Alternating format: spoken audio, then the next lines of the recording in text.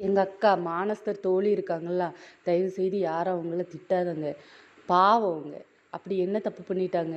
அடுத்தவங்க புருஷன் கூட இருக்காங்க. அடுத்தவங்க புருஷன் கூட இருக்கிறது ஒரு தப்பு தான்.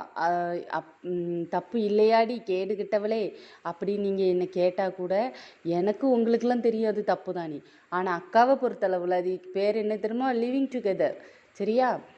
அக்கா மனசுக்குள்ளே யாரோ பூந்து அக்கா பெரிய லாயர் அப்படிங்கிறத பதிவு பண்ணியிருக்காங்க. அதனால் அக்காவுக்கு அப்பப்போ அப்படி தான் எண்ணங்கள் வரும். அதனால் நீங்கள் யாரோ அக்காவை தப்பாக எடுத்துக்கிடாதீங்க. அக்கா வந்து லிவிங் டுகெதரில் இருக்காங்க. அதாவது தங்கச்சிகளுக்கெல்லாம் என்ன சொல்லி கொடுப்பாங்கன்னா, யார் புருஷன் கூடனாலும் லிவிங்கில் இருக்கலாண்டி அப்படி, அதாவது அந்த நல்ல கருத்தை தான் சொல்லி கொடுக்காங்க. அதனால் அக்காவை தயவுசெய்து யாரும் திட்டாதீங்க.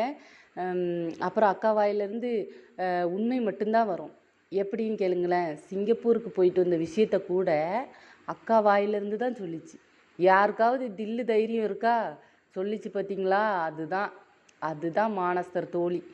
ஏன்னா அந்த மானம் உள்ள மானஸ்தர் பக்கத்தில் இருக்காங்கள்ல, அதனால் இவங்களுக்கு வந்து உண்மை மட்டும்தான் வரும். பிள்ளைங்களுக்காண்டி தான் தியாகம் பண்ணாங்க எல்லாத்தையும். அப்படி பிள்ளைங்களுக்காண்டி தியாகம் பண்ணி பிள்ளைங்களை ஹாஸ்டலில் விட்டுட்டு இவங்க வந்து குற்றாலம், கொடைக்கானல், ஊட்டின்னுட்டு இவங்க வாழ்க்கையை தியாகம் பண்ணிக்கிட்டு இருக்காங்க. அப்போ வந்து எங்கள் அக்காவோட பெருந்தன்மை எவ்வளோ பெரிய பெருந்தன்மை. இன்னொன்று என்னென்னா, எல்லாரும் வந்து கேட்குறாங்க, எல்லாரும் வந்து காசை வந்து ஏமாற்றி வாங்கிட்டாங்க அப்படிலாம் சொல்கிறாங்க. சரி, நான் கேட்குறேன், எங்கள் அக்கா எப்படி காசை இப்போ வந்து எங்கள் அக்காவை பற்றி எல்லாருக்கும் தெரியும். எங்கள் அக்கா நகை எடுத்துகிட்டு வரும், வந்து என்ன சொல்லும்? கவரிங் தான்னு சொல்லும். அதையும் எல்லாரும் தங்கச்சிங்கெல்லாம் கவரிங் தாண்டி அப்படின்னு சொன்னோன்னே தங்கச்சிலாம் நம்பி அடுத்த நேரம் பணம் கேட்டு அதுக்கு பணம் இதுக்கு பணம்னு கேட்கும்போதெல்லாம், என் அக்கௌண்ட்டில் காசு இல்லைன்னு சொல்லும்போதெல்லாம் பணம் போட்டு விட்றாங்க பார்த்தீங்களா தங்கச்சிங்க. அப்போ இது வந்து அக்கா மேலே தப்பு கிடையாது. பொய் சொல்கிறாங்கன்னு தெரிஞ்சு கூட காசு கொடுக்குறாங்க பார்த்தீங்களா, அவங்க தங்கச்சி மேலே தான் தப்பு. அதனால் அக்காவை திட்டாதீங்க யாரும், சரியா? அக்கா வந்து ஒரு நேரம் அதை வந்து பண்ணியிருந்தா சரி, உங்களுக்கு தெரியல நீங்கள் வந்து அதை பண்ணுறீங்கன்னு சொல்லலாம். ஆனால் அக்கா நகை எடுக்கும்போதெல்லாம் அதை கவரிங் சொல்கிறதும், அதுக்கப்புறம் அந்த மானங்கெட்ட மானஸ்தர் அவர் வாயிலிருந்து உண்மை வர்றதும், இதெல்லாம் பார்த்து பார்த்து பழகி கூட திரும்ப திரும்ப நீங்கள் காசு கொடுக்கீங்கன்னா அது அக்கா மேலே தப்பா? இல்லை, உங்கள் மேலே தான் தப்பு. அதனால் தயவுசெய்து அக்காவை இறந்துட்டாதீங்க, சரியா? அக்கா வந்து பிள்ளைங்களுக்காக மட்டும்தான் வாழ்வாங்க. பிள்ளைங்களுக்காக தான் எல்லாம் பண்ணுவாங்க. பிள்ளைங்களுக்காக தான் எல்லாம் பண்ணினாங்க. இப்போவும் பிள்ளைங்களுக்கு ஒன்றுன்னா அக்கா துடிச்சு போயிடுவாங்க. பிள்ளைங்க இல்லாமல் கறி மீனுன்னா நல்லா திம்பாங்க. ஆனால் அந்த பிள்ளைங்க வரும்போது அக்கா கையில் காசையே இருக்காது. அப்போ கேட்பாங்க, பிள்ளைங்களுக்கு ஒன்று வாங்கி கொடுக்க கூட காசு இல்லடி, அக்கா அக்கௌண்ட்டில் 10 ரூபா தான் கிடந்துச்சு, 100 ரூபா தான் கிடந்துச்சு. அதையும் நம்பி நீங்கள் வந்து காசு கொடுப்பீங்க பார்த்தீங்களா? ஆனால் அக்கா வந்து வெளியில் சொல்கிறது எப்படி? லட்சக்கணக்கில் சம்பளம் வாங்குறேன். அப்போ நீங்கள் வந்து யோசிக்காமல், இந்த ரெண்டுக்கும் யோசிக்காமல் நீங்கள் தான் காசு கொடுக்கீங்க. லட்சக்கணக்கில் வாங்குறவ கையில் பிள்ளைங்க வரும்போது காசு இல்லையா? இதை வந்து பிள்ளைங்க சென்டிமெண்ட், அதாவது பிள்ளைங்க வந்து இவங்களுக்கு எப்படின்னா, இவங்க ஒரு காலத்தில் பிள்ளைகளுக்காக தியாகம் பண்ணாங்க. இப்போ இவங்க பிள்ளைங்களை வச்சு தியாகம் பண்ணிக்கிட்டு இருக்காங்க. அவ்வளவுதான் வித்தியாசம். அதனால தயவுசெய்து நீங்கள் யாரும் அக்காவை திட்டாதீங்க, சரியா? அது சொல்லும்போதெல்லாம் நம்பி காசு போடுறீங்களா, அது தப்பு யார் மேலே? உங்கள் மேலே, அக்கா மேலே கிடையாது, சரியா? இன்னும் நிறையலாம் அக்கா கிட்ட எதிர்பார்க்கலாம், நிறைய வரும். அதே மாதிரி தான் இந்த இப்போ வந்து பாதி பேர் எதுக்கு பயப்படுறாங்கன்னா, அக்கா வந்து சூனியம் வச்சுருவாங்களாம். எங்கள் அக்கா அப்படி என்ன தப்பு பண்ணிட்டாங்க? காசு கேட்கும் போதெல்லாம் கொடுக்கணும், அதுதானே நியாயம். இப்போ ஒருத்தவங்க காசு கேட்குறாங்க, சரி பாவமே நீ காசை போட்டு விட்றாங்க. அவங்கள இவங்க வந்து என்ன பேசினாலும் அவங்க கேட்டுக்கிட்டு தான் இருக்கணும். ஏன்னா இதெல்லாம் தெரிஞ்சு தானே அவங்க காசு கொடுக்காங்க. அப்போ தெரிஞ்சு கொடுக்கும்போது இவங்க என்ன பண்ணாலும் அவங்க கேட்டுட்டு தானே இருந்தாகணும். எதிர்த்து பேசுனா சூனியம்தான் வைப்போம். அதில் அவங்க தப்பு இல்லை. கேட்கும் போதெல்லாம் காசு கொடுத்தாங்கள்ல, அவங்க தப்பு தான், சரியா? அப்போ வந்து எங்கள் அக்காவுக்கு இனிமேல் சூனியக்காரி யாரோ, அக்கா பேர் சூனியக்காரின்னு சொல்லுங்கள். அப்போ தான் இனிமேல் எங்களுக்கெல்லாம் தெரியும். ஏன்னா அக்கா சூனியம் வைக்கிறதுல ஸ்பெஷலிஸ்ட்டு. அது வந்து அக்காவை குறை சொல்ல முடியாது. ஏன்னா அவங்களோட மன வருத்தம்.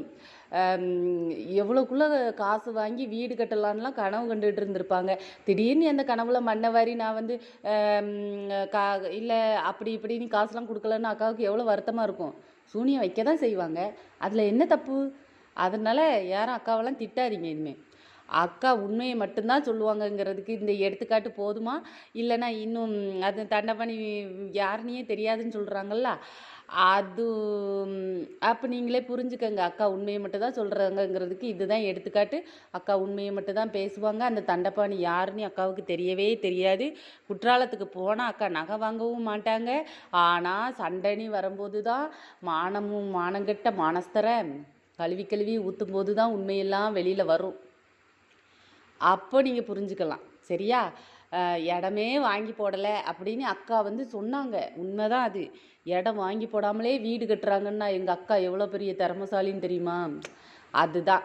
அதாவது 9 கிரகங்களும் உச்சம் பெற்ற ஒருத்தரால் மட்டும்தான் இடமே வாங்காமல் சொந்த வீடு அதில் கட்ட முடியும். அதுதான் எங்கள் அக்கா. பார்த்தீங்களா? எங்கள் அக்கா உண்மை தான் சொல்லுவாங்கங்கிறதுக்கு இந்த எடுத்துக்காட்டுலாம் உங்களுக்கு போதுமா? இதுக்கு மேலே எங்கள் அக்காவை யாராவது திட்டுவீங்களா? ஆ, பார்த்துக்கங்க. அப்புறம் வந்து மனைவின்னு சொல்கிறவங்கள வந்து அவள் வந்து விட்டுட்டா அப்படி இப்படின்ட்டு 1000 இது சொல்கிறாங்க. நீ அது வந்து அவங்க குடும்ப சண்டை. ஏன்னா வெளியில் உள்ளவங்கள பேசினா தானே கோர்ட்டு கேஸு இதுக்கெலாம் அலையணும்.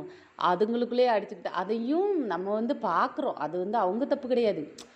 அது வந்து மானஸ்தரோட அறிவு, 7ஆம் அறிவு வந்து அவருக்கு வேலை செஞ்சு டெய்லி வந்து ஒவ்வொரு கண்டென்ட் போடுறாருனாலும் நம்ம அதை ஓடி ஓடி போய் பார்த்து அதுக்கும் மன உளைச்சலாவி கழுவி கழுவி ஊற்றி அவங்கள காசு சம்பாதிக்க வைக்கிறோம் பார்த்தீங்களா?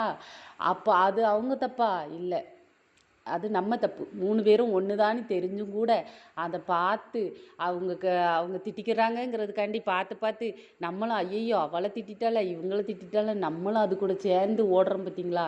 டெய்லி இன்னைக்கு அவர் வந்து கண்டென்ட் தான் பேசுகிறாருன்னு தெரிஞ்சு கூட அதையும் ஓடி போய் பார்க்குற அந்த ஒரு கேடு கிட்டவல்ல நானும் ஒருத்தியே ஆயிட்டேனே கடவுளே. அப்போ இதெல்லாம் நினைக்கும் போது வருத்தமாக தான் இருக்குது. இருந்தாலும் அவங்களெல்லாம் திட்டாதுங்க. அவங்களாம் யார்? தியாகிகள். இந்த யூடியூப்புக்காக 6 மணிக்கு ஓடி வந்து லைவ் போடுவார் மானம் கெட்ட மானஸ்தர். ஏன்னு கேளுங்களேன். அது வந்து தங்கச்சிகளுக்காக மாப்பிள்ளைகளுக்காக மட்டும்தானே தவிர அவர் பணம் சம்பாதிக்கணுங்கிற எண்ணம் துளி கூட கிடையாது. அப்படிப்பட்ட தியாகிகளை ஜெயிலுக்கு 2 நேரம் போயிட்டு ஒன்றுமே இல்லாமல் வந்து நின்னாங்க. எதுக்காக போனாங்க? அடுத்தவங்க புருஷன் கூட இருந்து அடுத்தவங்களை கெட்ட வார்த்தை பேசி அடுத்தவங்க குழந்தைங்கள பேசி இவ்வளோ தியாகத்தை பண்ணிட்டு ஜெயிலுக்கு போயிட்டு வந்தாங்க. அவங்கள ஒரு தியாகியாக்கி நம்ம இந்த யூடியூப்பில் வாழ வச்சுக்கிட்டு இருக்கோம்னா அது அவங்க தப்பு இல்லை, நம்ம தப்பு. அதனால் தயவு செய்து எங்கள் அக்கா அந்த சூனியக்காரி அக்காவை யாரும் திட்டாதீங்க. அப்புறம் உங்களுக்கும் சூனியம் வைக்கப்படும். அக்கா மசாலா பிஸ்னஸ் பண்ணாங்க, இன்னும் பெரிய உச்சத்தை தொட போகிறாங்க எங்கள் அக்கா. எல்லாரும் வாழ வைக்க டெய்லி எங்கள் அக்கா யூடியூப் சேனலில் போய் பாருங்கள். மன உளைச்சல் ஆகி கழுவி கழுவி ஊற்றுங்க. அவங்க காசு சம்பாதிக்க ஹெல்ப் பண்ணுங்க. இதுதான் நம்மளுடைய டெய்லி கடமையாக இருக்கணும். சரியா? நன்றி, வணக்கம்.